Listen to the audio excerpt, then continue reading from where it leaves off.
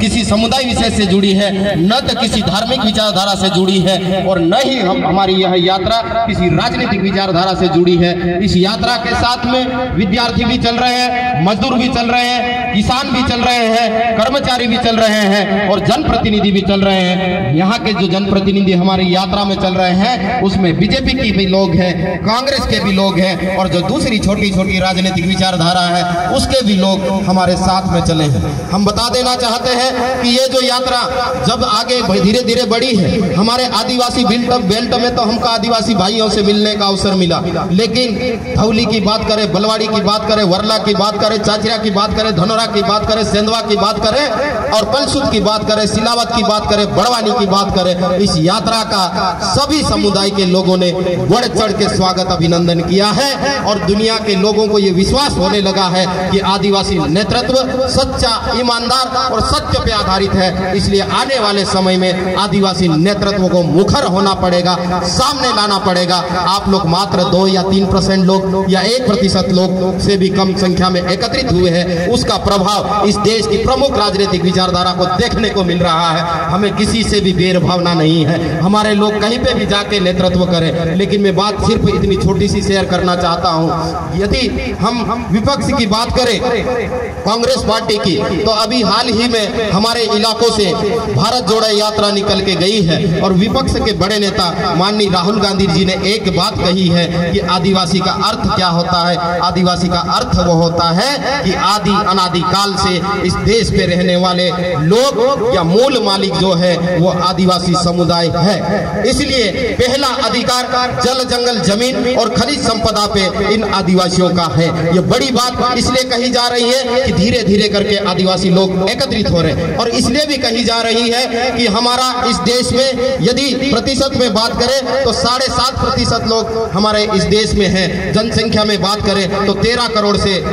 ज्यादा संख्या में हमारे लोग हैं। अर्थात किसी भी विचारधारा को यदि हम एक हो गए तो प्रभावित कर सकते हैं। जो जिस विचारधारा के साथ में हमारा समुदाय जाएगा उसकी सत्ता हासिल हो सकती है, अदरवाइज नहीं हो सकती है। इसलिए ये बातें आ रही हैं। दूसरी जो बात है, बड़ी आदिवासी एकत्रित हो रहे हैं और किस्मत से और बदकिस्मत से कह ले जात जो भी समझिए, हमारे इलाके में जमीन है, हमारे इलाके में पानी है, हमारे इलाके में जंगल है और हमारे इलाके में खनिज संसाधन है। इसलिए ये सब बातें होने लगी। अब मैं दूसरे पक्ष की बात करता हूं, जो इस प्रदेश और इस देश में सत्तासीन है, तो हमारे लोग कैसे एकत्रित हुए हैं उस पर सर्च हुआ, रिसर्च हुआ और नतीजे पे पहुंचे कि ये लोग महापुरुषों के नाम पे इकट्ठे हो रहे हैं, ये लोग 9 अगस्त के नाम पे इकट्ठे हो रहे हैं, ये लोग संस्कृति के नाम पे इकट्ठे हो रहे हैं। तो इस प्रदेश की सरकार या देश की सरकार ने हमारे महापुरुषों को खोज के निकाला और देश की तमाम यूनिवर्सिटी में हमारे महापुरुषों को पढ़ाने का जो एक जिम्मा उठाया है, ये बड़ा काम किया है बीजेपी की जो विचारधारा है उसने।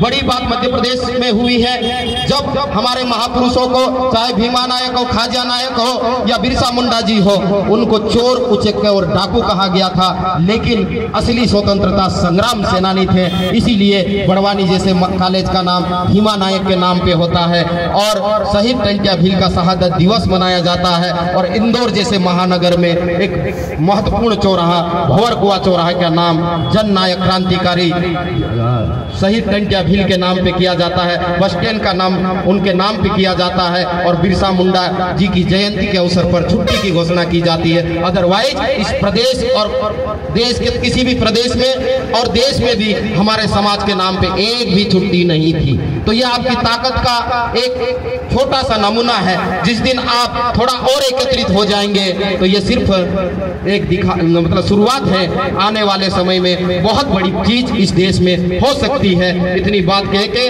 पुनः मैं महासम्मेलन में आने के लिए आप सब लोगों को आमंत्रण और निमंत्रण देते हैं। आप सब लोग आइए। कल 9 बजे अलीराजपुर से और शाम को भी जो सांस्कृतिक कार्यक्रम होगा उसके लिए भी निमंत्रण है। और 9 बजे इस इलाके के लोग ज्यादा से ज्यादा संख्या में इस यात्रा के साथ में जुड़े ताकि एक बड़े काफिले के साथ में हम कल महासम्मेलन स्थल पे पहुंच सके। मेरे तीनों भाइयों को और उनकी पूरी टीम को मैं तहे दिल से, दिल की अनंत गहराइयों से शुभकामना और बधाई देता हूं।